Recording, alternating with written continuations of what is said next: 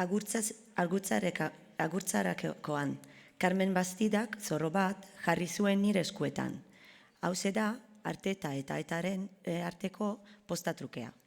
Espero dut zerbait baliagarria aurketzea bertan. Zuretzat dirat, ez duzu bueltan ekarri beharrik esan zidan. Jatorrizko karten fotokopiak ziren, bizitan nindu ala jakinik alaber Arteta eta Bastidaren arteko erramanaren atzetik nenbilera, prest zeukan zorroa. Ez zitan eman ordea agurtzeko ordua arte.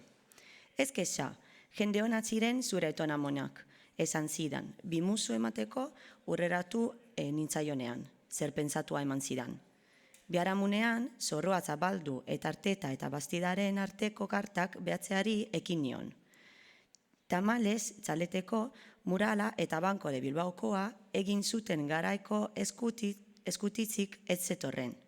Gerozeago jakin nuen Madrilgo obrak izan zirenean, Bastidak astero egiten ziola bizita Madrilera Artetari. Gutunen beharrik ezen izan orduan, berandugokoak ziren kartak. Madrilgoa pentsatu bezala atera zen.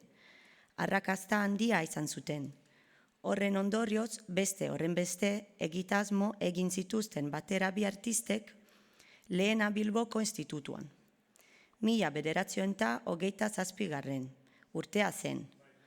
Urriaren lehenean zabalduko zuten Bilboko erdialdeko lehen institutua, eta Alfonso Amairugarrena erregarren erretratua nahi zuten okaziorako.